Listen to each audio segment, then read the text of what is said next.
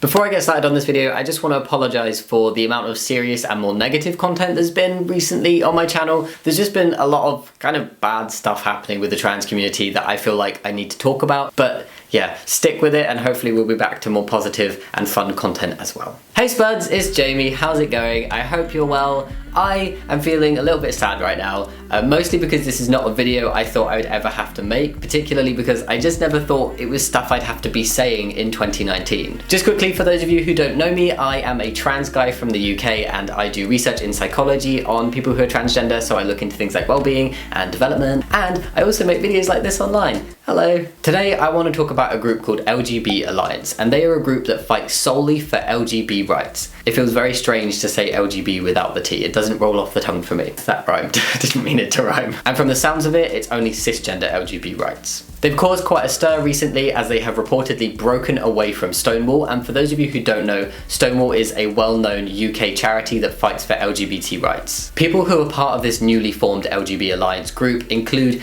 academics, doctors, and even Simon Fanshawe, who is a founding member of Stonewall. I've done a bunch of reading for this video, and a lot of what I'm talking about is based on media, like articles and things like that, and also tweets from LGB Alliance and people who support that new group. But I have cited things where I can. This group believes that since 2015, which is when Stonewall became trans inclusive, that Stonewall have stopped representing LGB rights. So they split from them, claiming that the charity was now promoting the transgender agenda, whatever that is, at the expense of LGB rights. The whole thing has turned into a bit of a poop tornado, and despite claims from the LGB Alliance that they are not anti-trans, it's very difficult to believe that, seeing what they are saying and what they stand for. I just want to start off by saying there is a big difference between not representing a group and not supporting a group. So if the LGB Alliance just wanted to solely focus for themselves on LGB rights, but were still happy for trans rights to be fought for, but just didn't do it themselves, that is not anti-trans. The issue is that the LGB Alliance have ideologies that are inherently transphobic,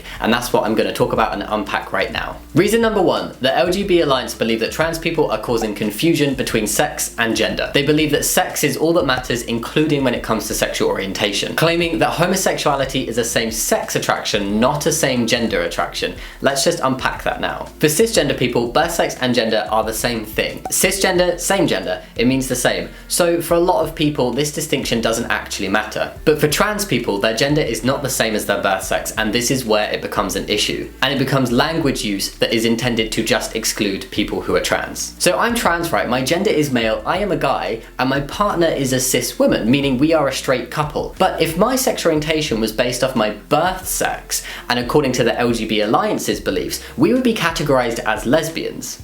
Do we look like lesbians to you? Similarly, if a trans guy only has relationships with men, he's gay. But on LGB Alliance logic, these two men dating would be in a straight relationship. In what world does that make sense? So why are LGB Alliance doing this? There is a belief that homosexuality being defined as same gender attraction somehow erases rights for cis LGB people, creating confusion. But it doesn't create confusion. In fact, it's more confusing to not respect a trans person's identity and say that two men dating is straight. That's confusing. And if someone doesn't want to date a trans person, that's their choice. You don't have to be attracted to trans people just because we're saying same gender attraction over same sex attraction. Having such an outdated view that categorizes trans people's sexual orientation so wrongly isn't just incorrect for the trans person, but it's also incorrect for their partner. On that logic, a straight trans person would be accepted into the LGB Alliance, but a gay trans person wouldn't be, even though they're the ones that need gay rights fought for. The second reason why the LGB Alliance seems anti-trans is that they are promoting scaremongering tactics about young people and children transitioning. This group seems to think that Stonewall is endorsing sexist stereotypes. They're claiming that Stonewall is promoting that any child that's just a little bit gender non-conforming should transition and is trans. And they're also claiming that young lesbians are being pressured to transition to male just because they're not stereotypically feminine. And I'm just so sick of anti-trans groups trying to scaremonger that anyone, adult or child, who are just slightly non-conforming to their birth sex will suddenly be socially transitioned, put on hormones and a wait list for surgery all of a sudden very quickly. It doesn't work like that. Trust me, and the thousands of other trans people who have actually gone through the process. Waiting lists are hugely long, there are many thorough assessments, and the younger you are, the more assessments there are. There's a 2-year waiting list currently for trans people to even have their first appointment with a gender clinic. 2 years! That's not instant. And that's just to speak to somebody about how they're feeling. They're nowhere close to hormones at that stage.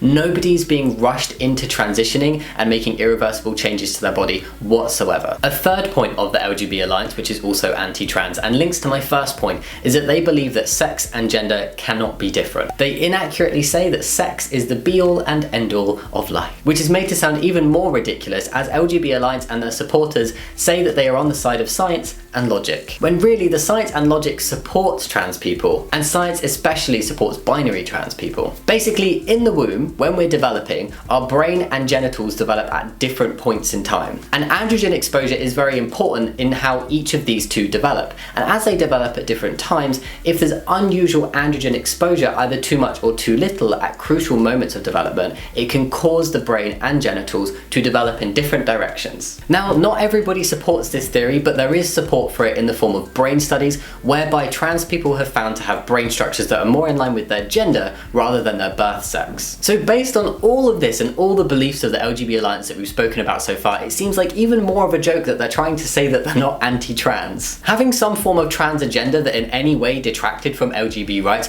would be saying that trans people are superior and deserve more rights. But that's not what this is. The LGB Alliance's flaw is not that they are not including trans people, it's that they are actively attacking and excluding trans people from rights, and that is what's wrong. And this is all especially silly and ridiculous when we remember that trans women were pivotal in kickstarting LGB rights way back 50 years ago. Have we forgotten Sylvia Rivera and Marsha P. Johnson? Please tell me we haven't. You can't say that trans women don't belong in women's spaces, that trans men are just lesbians who reject being masculine women, and deny the existence of gender and not be anti-trans. And this claim that Stonewall has bought into some kind of transgender agenda and therefore no longer pushes LGBT rights is just ridiculous. You ask any reasonable trans person what a trans agenda is or what the trans agenda is, and they won't know. Like, what even is the trans agenda? The only trans related things on my agenda is to just live an ordinary life and be treated equally within society. I don't think that's so wrong. Sure, trans people are being talked about a lot in the media right now, but that's just because for the first time their voices are being heard in the fight for equal rights. And plus, it's not all positive stuff in the media. A lot of it is very negative about trans people. Rewind many years back and it was women's rights that were being talked about a lot and being a dominating topic, and that's a good thing. Minority groups being talked about a lot just want equality. There's no additional agenda going on. And LGB people's rights are still being fought for, as they should be, and are undeniably leaps ahead of trans rights. Stonewall are still fighting successfully for LGB rights, and LGB rights are still progressing. Since 2015, when Stonewall began fighting for equal rights for trans people, this is their list of key successes that relate to trans rights only. And in the same time frame, this is their list of key successes relating to the whole LGBT community, mostly relating to LGB people. You can't possibly say that LGB rights are not still progressing and that Stonewall are in any way ignoring the rights of LGB people. This current movement of anti-trans LGB people and the push that the LGB Alliance are making is going back 50 years, and that is the opposite of progress. I really want to emphasize that the existence of trans people and trans rights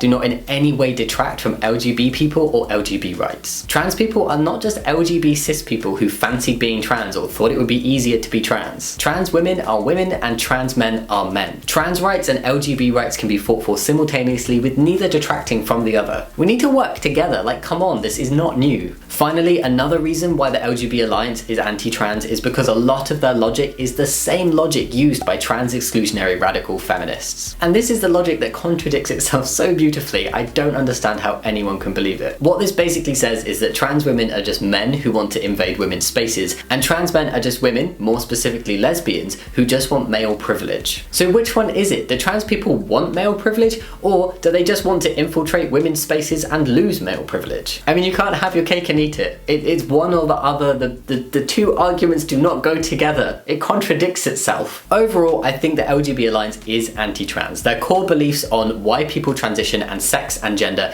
are anti-trans. It's just, there's no other way of looking at it. I don't really have an issue with LGB and trans issues being dealt with separately sometimes, but the LGB side always needs to include trans people who are LGB as well, but based on their gender. And neither trans rights nor LGB rights should be ignored. But on the whole, I do personally believe we are a stronger community together. Can I also add that there's maybe a slight problem with your argument when Katie Hopkins chimes in with support. Don't be fooled. She doesn't like LGB people, she just dislikes trans people more. I don't think that everybody that aligns and is supporting the LGB Alliance actually is transphobic. I think there's probably a lot of people out there who genuinely think that LGB rights are suffering and that they would do better separately. But in the very least, they've bought into the damaging erasure and lies of trans people, both historically and now. The formation of the LGB Alliance and them being so outspoken has also opened the floodgates to other people and other LGB people being transphobic very openly and very loudly. Finally, I want to end this video by going through a tweet that I found that could not be more wrong. I feel like this tweet sums up a lot of what people are being wrongly told about the trans community,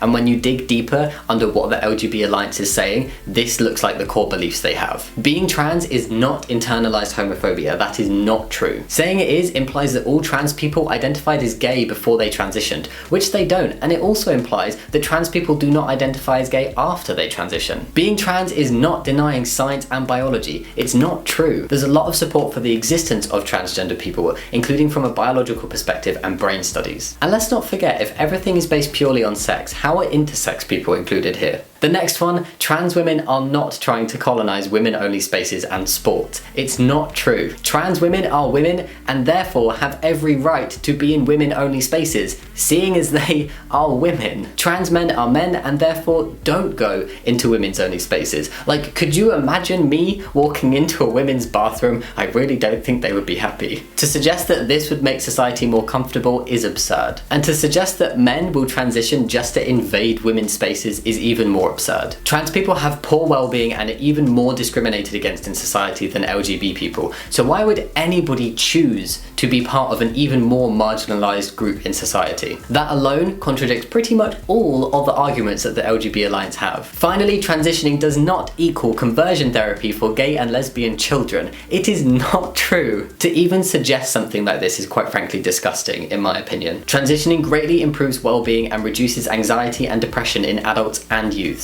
And the rate of detransitioning is well under 1%. In fact, it's 0.3%. 0.3! Trans people are transitioning because they are trans, not because they're being converted. If people were genuinely being forced to transition, that detransition percentage would be much higher. The LGB Alliance say that they are arguing on the side of facts, logic, science, and education. But nothing about their arguments for excluding trans people are based on any of these. They go against scientific knowledge and they're spreading dangerous misinformation. This movement definitely feels like an attack on trans people, with the aim of invalidating the community based on false beliefs that transgender people gaining rights somehow takes away from the rights of LGB people, whilst simultaneously believing that transgender people are not real. So there you have it. I'm really sorry that this has been so long. It's felt very long, at least. I'm not sure how long it will actually turn out to be. And I'm sure I've probably missed out some important points, and if I have, please feel free to add to the conversation down below in the comments. Anyway, that's everything from me. Thank you so much for watching. If you did like this video, maybe think about giving it a thumbs up and subscribing if you want to, but no pressure. And yeah, as always guys, let's continue fighting for what's right, and I will see you next time. Much love. Bye!